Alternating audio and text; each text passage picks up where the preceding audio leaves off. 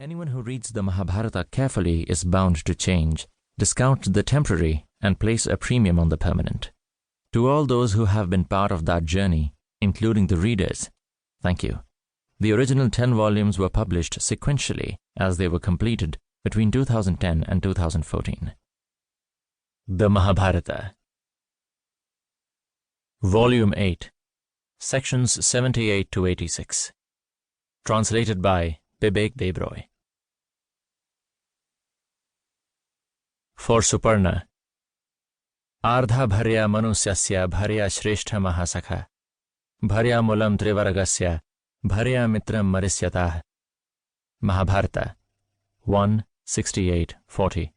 Nasti bharya samo bandhur nasti bharya samagati nasti bharya samo loke sahayo dharma sadhanah.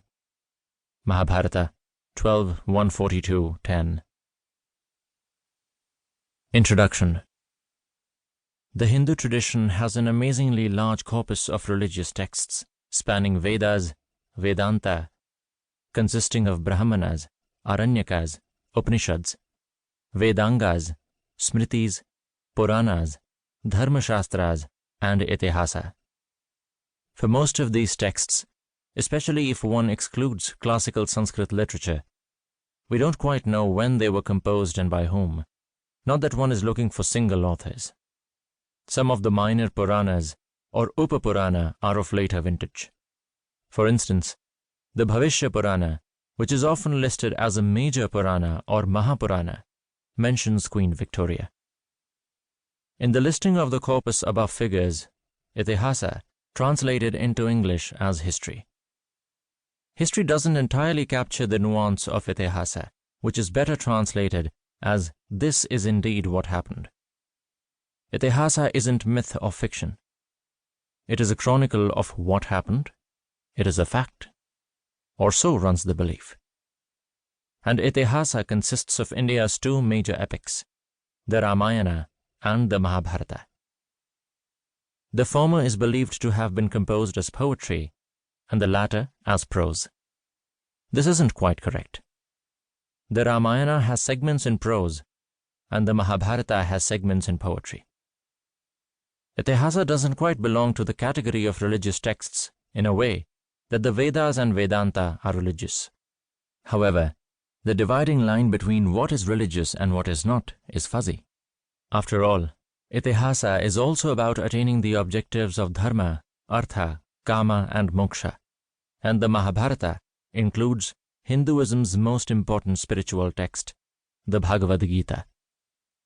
The epics are not part of the Shruti tradition. That tradition is like a revelation, without any composer.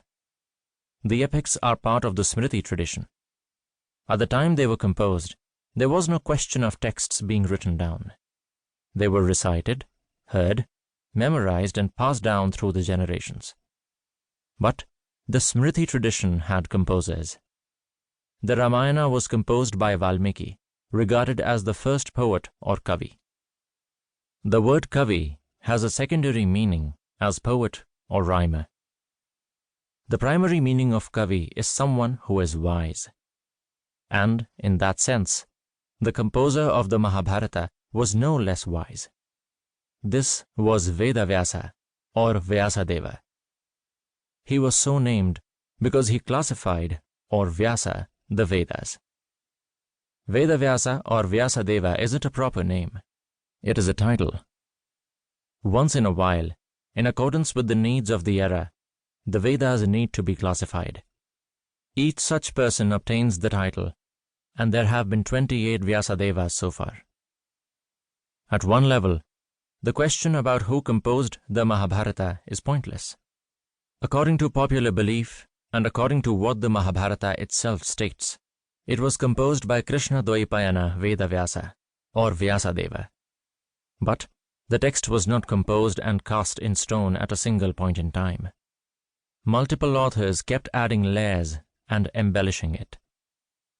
Sections just kept getting added, and it is no one's suggestion that Krishna Dvaipayana Vedavyasa composed the text of the Mahabharata as it stands today. Consequently, the Mahabharata is far more unstructured than the Ramayana.